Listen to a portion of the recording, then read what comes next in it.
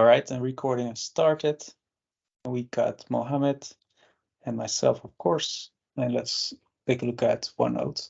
And if you have any topics you would like to discuss, let me know. From my end, I just have Elsa Studio progress, and I think you're gonna like what I'm about to show. I don't think July 6th has happened for me, so I'm gonna change this to July 27. It's been a few weeks, huh? All right, yeah, let's just jump right in. I've been working on Elsa Studio for the past several weeks, and it's been a lot of joy, and I hope you will like what you see. First, there's so many changes that I've made, so I'm not sure what's the last thing that I showed. So maybe we should just go through the entire thing, and if you have any questions or anything comes up, we'll just discuss it as we go along and go through the changes. So first, let me make sure that server is running. And by server, this is the ASP, the Blazor server application. Just to remind you, the Elsa Studio project is implemented using Blazor, and it's implemented as a Razor class library, which means you can host it either in Blazor server, but also Blazor WASM, WebAssembly. But for debugging and development, for me it's easier to use server, especially because of the debugging. But it works just as well on using WebAssembly. If you clone the repo to try it out, you can start either one. So it's either a server or a WASM. For now, I'm gonna just start server, but WASM works as well. So this is started. It requires an active or running workflow server. So I have a workflow server running in a separate project. So this is just the Elsa 3 thing using the Elsa workflow server web reference application. All right, so let me refresh. So this hasn't changed. It's still the same old boring dashboard. You can imagine that in the future, there will be modules that can add widgets to the dashboard, and maybe even down the line will allow users who have access rights to visually configure the dashboard with whatever useful widgets they might want to see on the dashboard. Could be personalized. Yeah, so none of these things have changed, except of course for the workflows. So we have workflow definitions. This is a list of all of the definitions in the system. Pagination support. Well, sorting clearly isn't fixed, so that is still on the to-do list. But this is how it's gonna work. So you're gonna be able to just click on the columns to order by this column, and then also change the ascending and descending order by just toggling this little arrow next to the column name. Bulk actions have been implemented, so you can now bulk delete the definitions, or you can publish them and unpublish them. And of course, you can do it individually. So you can edit a given definition, delete it, publish it, unpublish it, or even download, which will just give you a JSON representation of the workflow definition. Here's the button to create a workflow. That's been there from the beginning. So if you click on this one, it will allow you to create a workflow, give it a name and a description. I don't know if I mentioned that it supports validation, although when I checked earlier today, it was broken. But the idea is that if you enter a name that's already used, as you can see here, there's already a workflow called workflow 1, and you try to use the same name, then it will complain about the name already existing. To change it to 2, for example, which is what it suggested initially. All right, and here we have the designer. We still have the picker on the left-hand side. Activity properties at the bottom for input, output, and comment settings. Here, even though there's no activities here, we still see settings of some activity, which is the flowchart activity itself, which is what we are editing here. So the workflow definition itself will have a root, or it has a root property of type activity. And when you're using the designer, it's instantiating a flowchart activity. And this is the designer for this activity. Speaking of designer support, this Elsa Studio has support for multiple kinds of designers, and that out of the box there will just be 2 for now. One is the flowchart designer that we're looking at right now, and the other one is like a fallback designer in case you create a workflow definition maybe through the API that doesn't have a root type of flowchart, but maybe a single activity like write line, or maybe a sequence activity. There's currently no designer support for that, so it will use the fallback designer, which is a very simple visual representation of the activity that is installed in the root of the workflow. But the architecture is set up such that we could add support for sequence, diagram editors, state machine, and BPMN in the future. Yeah, so just a brief note on that. So these are the settings of this flowchart, but of course we want to add activities to it. So here we have a simple write line activity. We could configure it like hello world. It doesn't have any output, but of course it does have a few common settings. And what's changed is that IDs are now read-only and generated for you, which simplifies a few things. And the most obvious thing probably is the fact that this is unique across the entire hierarchy of the graph, of the workflow graph. In order to guarantee uniqueness when using the stencil implementation, a notion was introduced called node ID, and node ID is basically a concatenation of, for example, in this case, the ID of the flowchart, and then it contains this write line activity, which has its own ID. So using the old designer, you would have flowchart 1, for example, and this would be write line 1, and then those two concatenated would represent the node ID.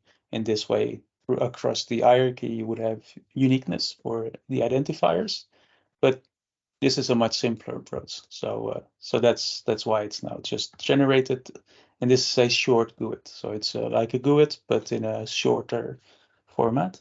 Name is configurable, so it uses the same default name generation logic that was originally used for the ID, but now it's used for name. And this allows you to still use JavaScript expressions to access activity output by their name if you want to, instead of having to use these weird looking identifiers. So there's that. You can, of course, change the display name, for example, hello world, which gives you a little, a better view of the activity. So it represents what it's doing. It has a description, which I think is new since I last demoed this studio, and it allows you to give a description about what this activity is supposed to do. So in this case, it's going to print the text hello world to the console.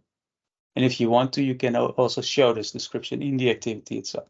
So then it becomes even more easier to understand what the workflow is doing. I think Jasma suggested during some other meeting to maybe have a global setting, so you can toggle the description on and off. So maybe we'll add that. If we are going to add it, then that could be a bit of a display issue. So for example, if you originally configure your workflow like this, and then let's say there's this global setting to toggle descriptions, then suddenly it would look like this. So there will be some overlap, and then you need to fix that. And if you then want to hide descriptions again, then it's going to look like this. So might not be ideal. So I'm not entirely sure what to do here. Not yet. All right. So that's a bit of changes in the activity property area. These are workflow definition properties, so you can change the name. For example, hello world console, that will be the name of the workflow. Some description, assets to the console. Activation strategy, this already exists in the stencil implementation as well, and it allows you to configure a workflow to be usable as an activity. So if we toggle this one, then we can say, for example, we can provide a category. Let's call this one demo. And when I publish this change, notice that we now have a demo category with the Hello World console activity, which is basically going to execute this workflow, but then you can use it in other workflows. Auto update consuming workflows, when enabled, will update all workflows using this activity whenever you make a change here, so that you don't have to go into each workflow individually and then upgrade each activity manually. So this will do that automatically for you. But we're going to enhance this in a way by adding another tab, which shows you a list of consuming workflows, so that you have precise control over which consuming workflow you want to update, because maybe some workflows you do want to update and immediately publish the changes, but maybe for others you don't want to do that. As you can imagine, this could potentially break a lot of workflows if you made a mistake in this workflow used as an activity. But this is an initial version. Information about the workflow definition, so the definition ID and the version ID, which is unique per version. So here we are at version 2. 1 is published. And so if we go back to properties and I publish this one, nothing changes because we were working on a draft. But if we publish again, you may have noticed that this one changed. And of course, the version incremented. Status is published, which it already was. Read only is a new setting, which right now you can only, I think, programmatically make a workflow read only. Possibly we're gonna expose this through the UI so that you can control which workflow definitions are read only, which means that maybe certain users will not be able to change them. But it's a very, very early beginning of the read only setting for workflows, and maybe it will be enhanced at some point. Search, I just reminded myself that has yet to be implemented, not yet done.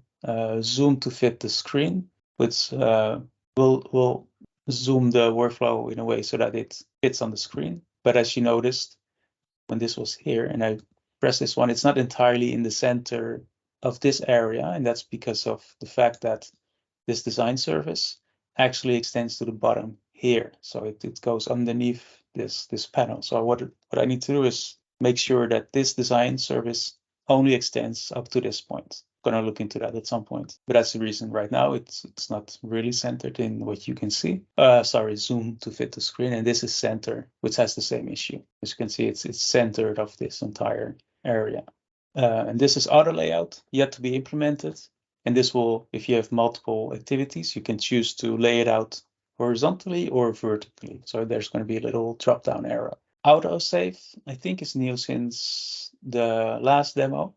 So autosave is enabled by default when you use the stencil implementation of the designer, but here you can turn it off if you don't want to autosave. So now notice that when I make changes, this little save icon has a small circle that's currently orange, which means there are unsaved changes. So this is now a workflow that is dirty. When you click save, it becomes green, which means there are no unsaved changes. So it's all safely stored in the database. When I move things around, it becomes dirty again.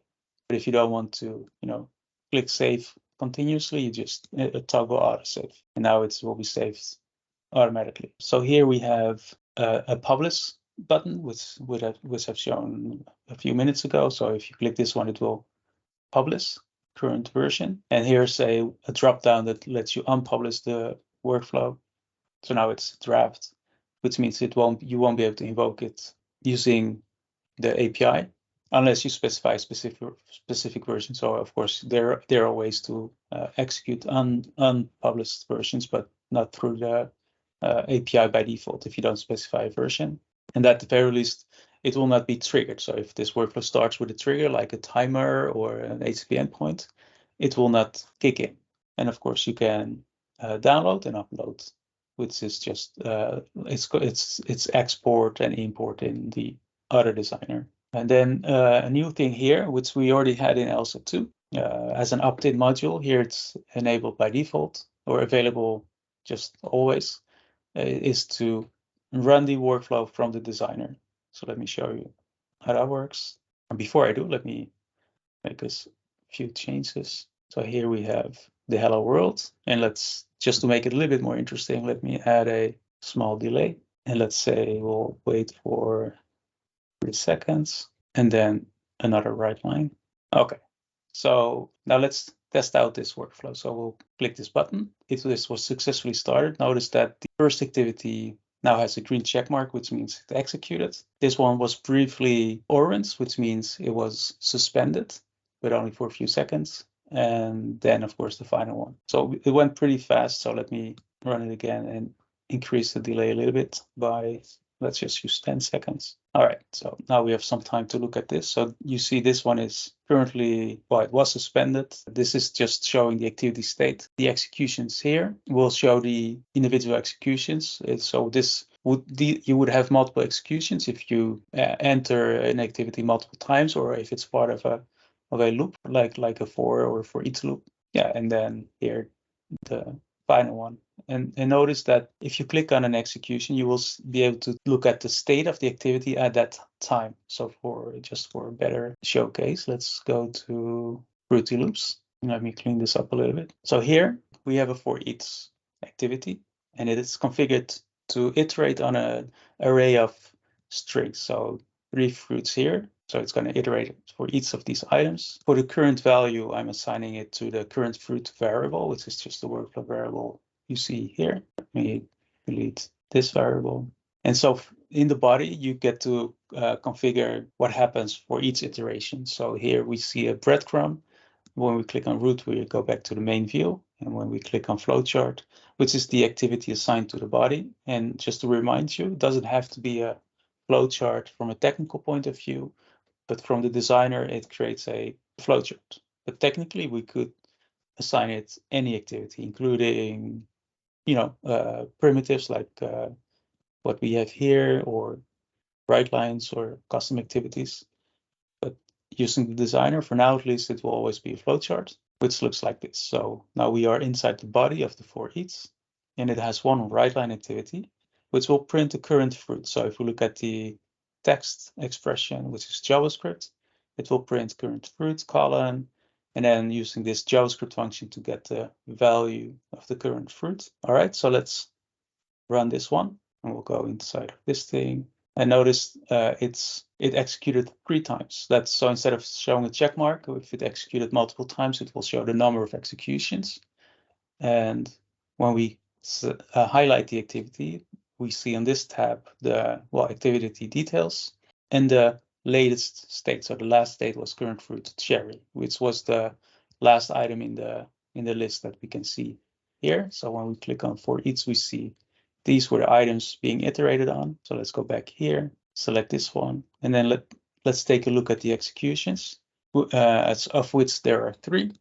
So the first one printed current fruit apple, banana, and cherry. And on the left here, we see the event log. So we will see it's the journal that displays all of the events that happened during a workflow execution. And by default, it is scoped to the current scope. So here we are scoped to the for each activity's body.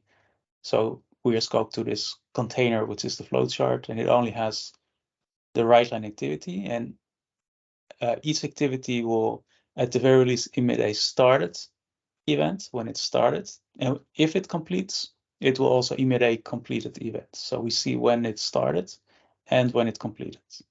So 2 events for this one activity, but because it executed 3 times in the for each, we will see 6 events. And for each event, we will see associated state of the activity, and of course, some information about the event itself.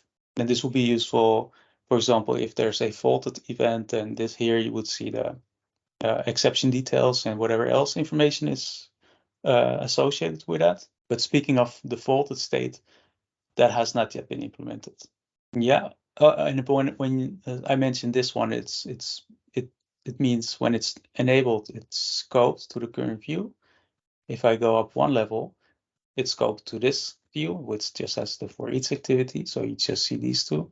But if you want to see the full picture, or at least the full audit trail, then you can disable this button, and then you will see all of the events, including custom ones. If you have custom activities that emit custom events, you will see that as well. This is just an initial version. There's also, I received some feedback that maybe it would be useful to have the ability to indent, or at least have a view where the child activities, let's say this flowchart and its activities, that the associated events are indented a little bit, so that maybe we can use a tree view component to reflect that hierarchy.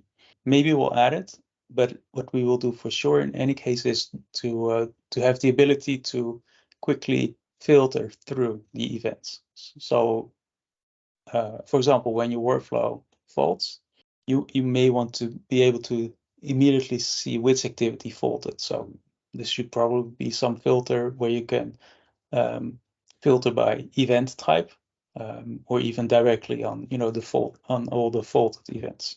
And then the idea is that no matter how deep the hierarchy in your workflow is, if you have some event that represents the the fault event, you should be able to click on it, and then it jumps directly to the correct level in the graph hierarchy, and scroll to the faulted activity or whatever activity you click on associated with the event. Yeah, so there's still a lot of room for improvement there.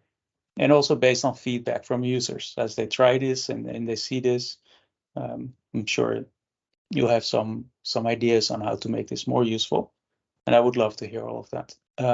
Compared to Stencil's implementation, this journal is much better in terms of being able to load any number of events. So let's say you have 1 million events. In the Stencil implementation, it would try and load a maximum of 1,000 events, which would not be very useful because you may want to look beyond the 1,000 events. Here, there's an infinite scroll, so a paginated loading, a lazy loading of events as you scroll down. So, for example, here. So here, there's another workflow called slow steps. It's a simple 3-step workflow, but the second one is loops 30 times on these two activities. So it basically prints the current step and then waits a second. And this is good to show the event log as it grows. You can keep scrolling down and notice that it's updating the status in real time using Signal R. So as the workflow progresses, it will reflect the current state in the designer. So for example, here, notice that every second this thing executes, and this one is continuously pending because after this one executed, this one executes and then suspends itself. But now after 30 times, it's done because it iterated 30 times as configured in this for activity. And here you can see its state. It started from 1, and then it went from 1 to 30 using a step value of 1. So that's why you would see probably, well, I would have expected 30 seconds, but apparently, oh, what's this, 1 minute? I don't know what happened here, but that should have reflected the number of seconds, but I think there's a little bug there. Speaking of timers, if you look at this icon, there's 2 modes to look at the times here. By default, it will show you the delta time between events. And of course, these activities, they're very fast, so there's no time between them, except for the first delay, which waits for 1 second. So when the delay activity started, it created a bookmark, which creates the suspended event.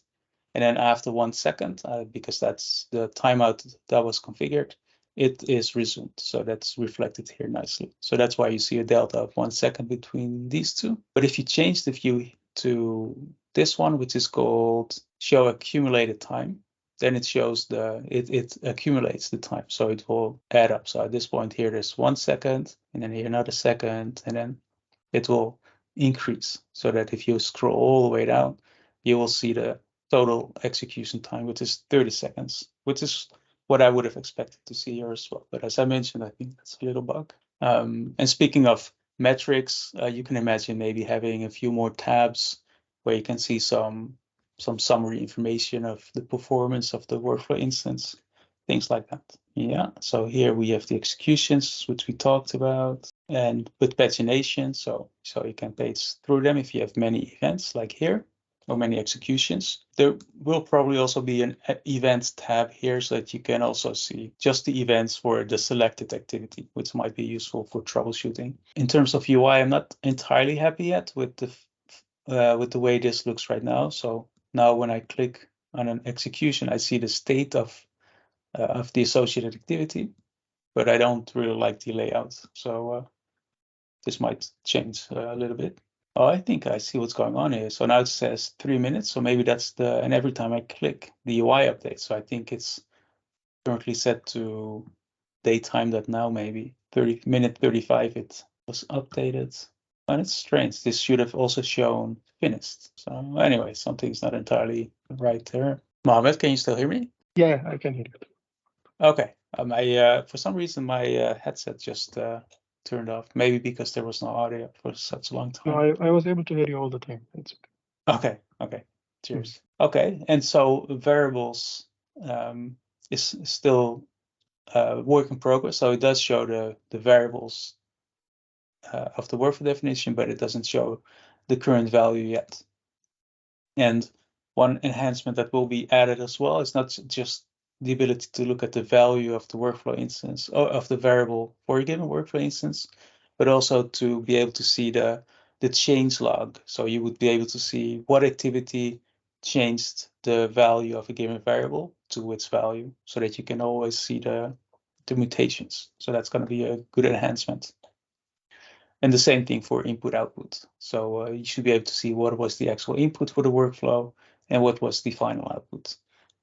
So that's work in progress. Counter, just a sample module, and just to show also the point of the studio that it's a modular application, so you can add custom modules and existing modules through NuGet packages. I think that was pretty much everything I wanted to show in terms of progress on the designer. So just to reflect a little bit on the current state and what's left to be done for this to be properly released. Well, first of all, the little bugs that we just discovered should be fixed. Certain missing functionality, like the viewing the variable values and the input output, things like that, that needs to be fixed. So that's all low hanging fruit. So that I should be able to go through that quickly. This one I will probably disable for the time being. So this is the idea of this environment picker, is to allow you to switch between backend workflow servers quickly, so that you can change to staging, for example, and make some changes there. Maybe go to production and break everything there, or I should say fix, at least try to make some changes. But it also requires a little bit more thinking in terms of what happens to the UI when you switch. How does it integrate with authentication and things like that? So it's kind of a big story still there. So I'm probably gonna not add this module by default for the 3.0 release. For security secrets and webhooks, probably the same story. So I'm probably gonna not show these because right now it's not implemented, and maybe it's not the best idea to show it, but not implemented might be just confusing. I think that's the gist of it. But another very important aspect, of course, which is also the reason I initially started the designer in Stencil, is the ability to wrap the various elements into custom elements so that you can rehost it in your own application. And at the time, at least not that I was aware, it was not possible with Blazor, or at least not very convenient. But for some time now, you can wrap your Blazor components into custom elements. And when I learned about that, that's when I had no reason anymore not to implement everything in Blazor, because now I can wrap everything in a custom element and allow users to embed the designer in your own application, but also interact with it. So I did some experiments, and I want to show you what that looks like. So going back to the solution here. So I talked about these two hosts. So we have server, we have WASM, and just quickly to show you that this one works as well. So here we have the same dashboard. So, but now it's running completely in WebAssembly, and it works pretty well. So that's WASM. But what I wanted to show is another host called Custom Elements. And the idea behind this project is that it will host a bunch of high-level components that you can embed in your own application. And so what are the things you would probably want to embed in your own application if you're writing your own dashboard app? Is the workflow designer, right? So that's this part. So not the menu, but the activity picker, probably the designer itself, and the property panels, variable editor, etc. Probably you don't want to re-implement this yourself, although you could, because it's all very modular. Even this, all of these things are separate components that I could potentially expose as, a Lego block so that you can rebuild it yourself as you see fit. But for experimentation purposes, I'm thinking for the most common scenarios, you want the entire editor plus property panels to be able to rehost. So here I have a Blazor component called workflow definition editor, which wraps another component that's used down somewhere here in the modules workflows. So here there's also a bunch of components that that serve the studio, but here it's wrapping it this particular component, which is what we are looking at here. Yeah, so this is the wrapped component, and then in program I'm registering that component as a custom element. So this will be the tag of the custom element, Elsa Studio workflow definition editor. Same bootstrap code for the required services, etc. Which is going to be wrapped up in maybe some helper methods so that you don't have too much repetition in your own application setup. And just to try this out, I updated the index.html of the .root folder here. And here I'm using this custom element. And notice that I'm exposing the definition ID property as an attribute of the element and a hard-coded definition ID. So when we run this project, this one, so that's custom elements, and ta-da, notice that it just works. This is the custom element. So it's not served by Blazor server. It's of course WebAssembly, but it's a custom element that you can host in any HTML application, but you do have to reference the necessary style sheets from Blazor, some other packages that I'm using, including the scripts, which is it's not too elegant if you ask me, but at least it works and it can be documented.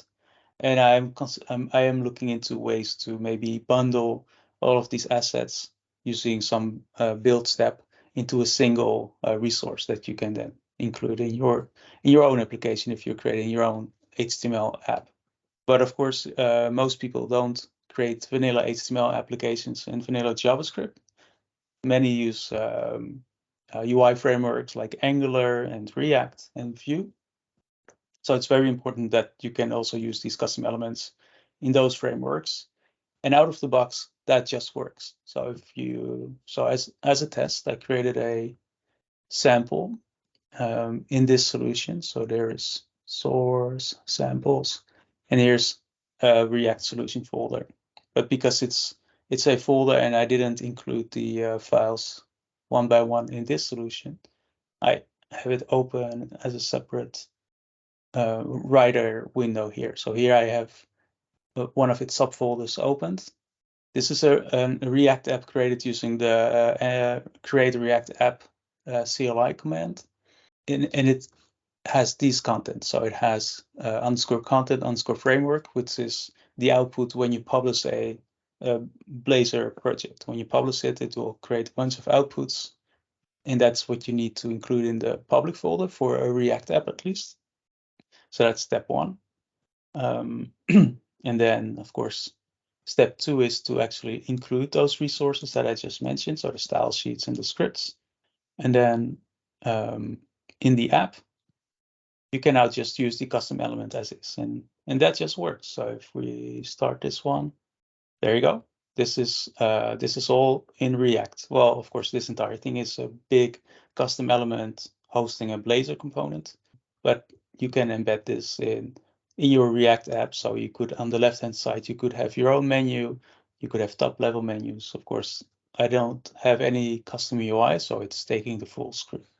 So this is currently just proof of concept. I need to package it up in a convenient way so you can use it. So the thing I'm currently working on is publishing the published output of this project to a separate folder, and then so the content folder contents and the framework contents. What I'm going to do is package it up as an npm package, so that from your front-end application, for example, React here, you can just reference the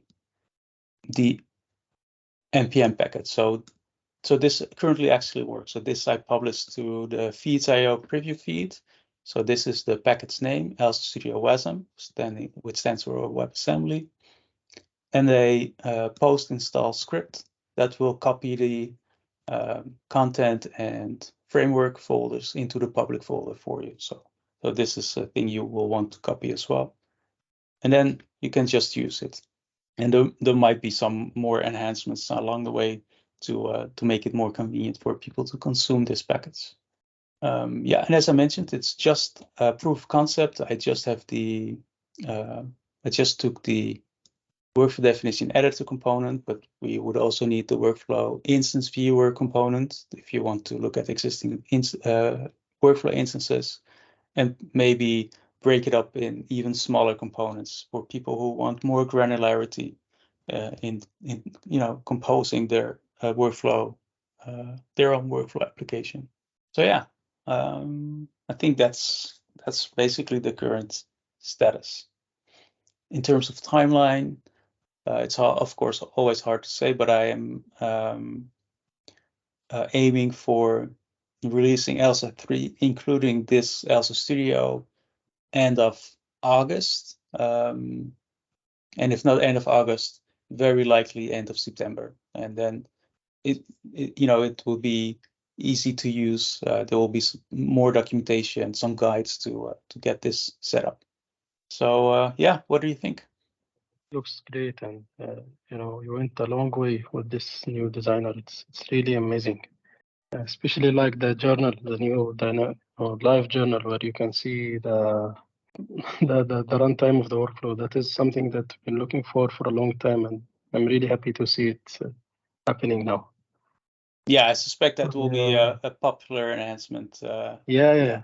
Yeah. Especially if you think about something like a SaaS solution, that will be really catchy. Absolutely, yes. And this was a very, very straightforward implementation, and it can only, can be enhanced in both ways. And what's interesting, what I forgot to mention, the way it's set up here as compared to Elsa 2. In Elsa 2, when you start a workflow from the designer, it updates the workflow definition editor itself. It updates the UI in a certain state so that you can see the interaction. But here I took a simpler approach, which is more crude, but also more flexible. And what I mean by that is, let's go to slow steps. Let me start this one. So now it's running, right? It's, as you can see, it's running. But if we go back, just go to workflow instances where we see it's suspended. Any workflow instance that's suspended that you open in the viewer will update the status in real time. So you can look at multiple workflow instances as they progress. Really nice. Cool, huh? And yeah, really. Yeah, speaking of starting workflows, what I forgot to mention is, what about workflows that require input? Maybe you have a customer ID that you want to send as an input to a workflow.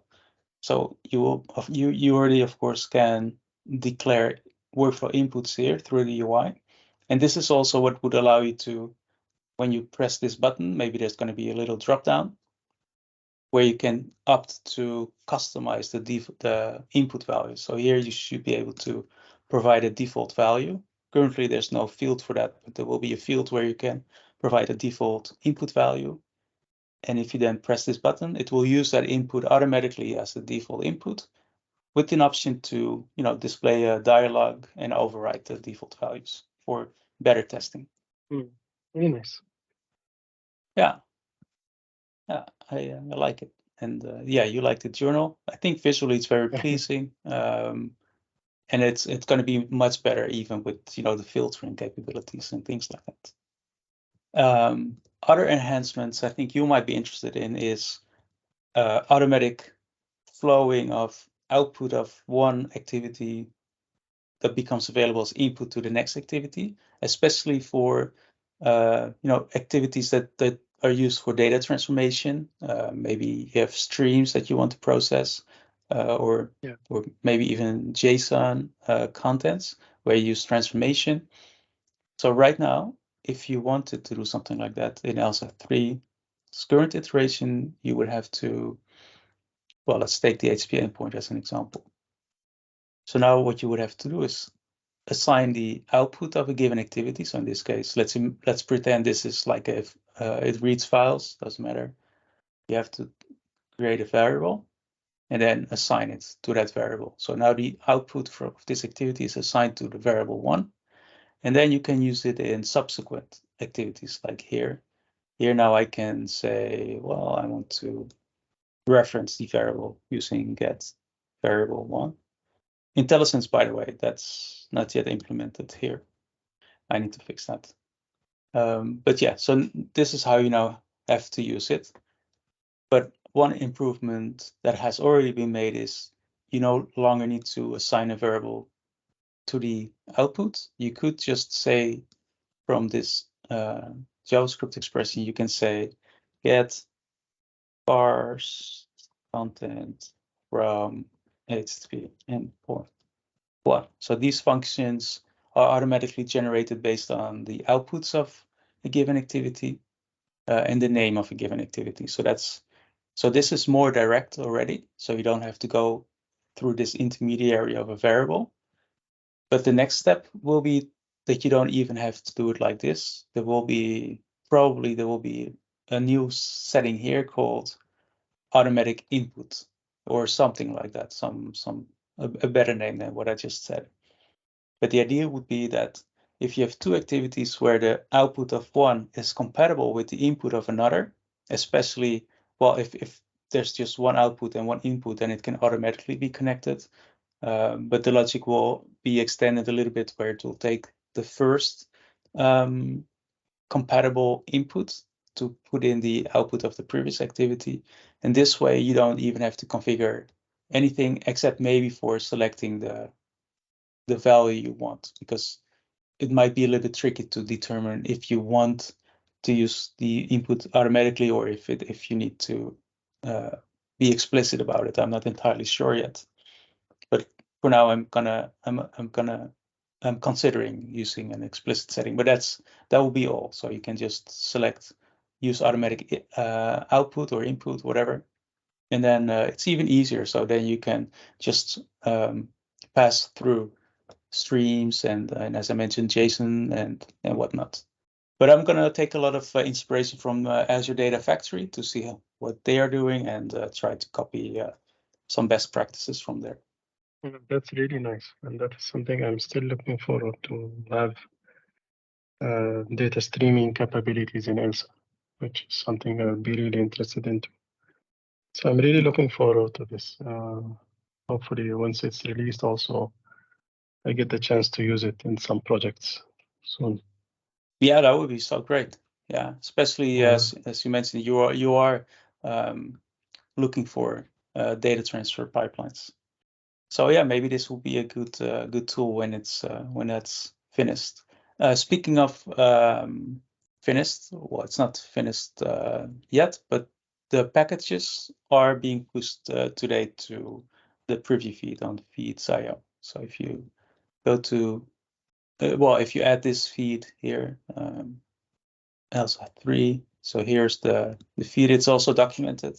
If you consume this feed, you will see the Studio packages as well, so that you can try them out in your own Blazor application. All right, so yeah, I'm gonna continue.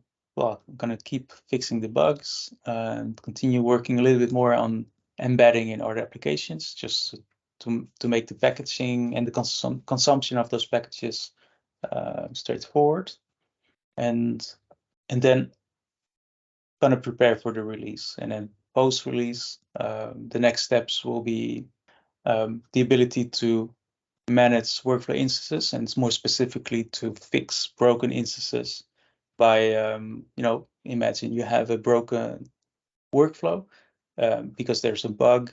You change the workflow, then publish a new version. But now there would be existing workflow instances that you may want to upgrade to the newer version. So tooling around those scenarios is going to be the next big thing post 3.0 release. Anyway, I could go on and on with the remaining roadmap. It's a long road, but we're getting there one step at a time. We are getting there. It's really in a very good shape now. I can see, because I've been following the journey since Elsa 3 started, and this is really impressive. This is well polished. I think so too. I'm glad you agree. And all credits go to the Blazor team. They did such a really great job with their component library. All of the design, I just had to compose the components and together and just throw them on the screen, and it just looks good. And it's really incredible the productivity it gives Blazor. Yeah. It's a really strong component library. Did I mention dark mode? There you go. Oh, super. It's one of the best features. It's why I chose Blazor. Yeah. Does it support custom theming? It does. So this is a default theme, and you can configure the theming for dark mode and light mode. Elsa exposed it to you as well. So if you want, you can change the theme without having to change the Elsa source code. And it allows you to do it in different ways. And the easiest way is to just change a bunch of static properties on some class. Let's see if I remember where it was. I think maybe shell. No, core probably. Studio core. How about beam service? So here's the beam service. So there's this thing here, and the default implementation creates a default theme. In any case, what you can do is you can inject the iTheme service and then change the MUD theme. So it uses a MUD theme, which is an object that lets you configure all sorts of aspects, like the typography, the palette. So this is the dark mode, the dark theme palette, and the light theme palette. Primary colors, as you can see already, the Elsa Studio theme, the default theme, is already a custom theme, but you can install your own theme, and then it looks completely different. And that's just coloring. Of course, this is a modular application, which allows you to inject custom components into various areas of the system. So for example, this menu, you can implement, I think it's called menu provider or navigation provider, which allows you to emit menu item objects that then will be rendered here automatically, but even custom components like here. So there's a little placeholder into which you can, from your module, unobtrusively inject custom components. So this comes from a module called environments, and it has its own component, and that's being injected here dynamically. So also the logo, currently it's not replaceable, but the logo is going to be updatable so that you can do some white labeling and things like that. So maybe this is the good time to introduce a forms module and link it up with this framework. Yes, so exactly. Yeah, you create a form, design it, submit the form, run the workflow. Yep. Yeah, you got it. That's exactly the opportunity we have here with this studio with modules like forms. And then before you know it, it's a full-blown CMS, and you can host websites and program the websites with modules, drive UI through workflows, and it's going to be crazy. Yes, indeed. All right, my friend. Then thank you for watching, and yeah, I'll see you with the next update.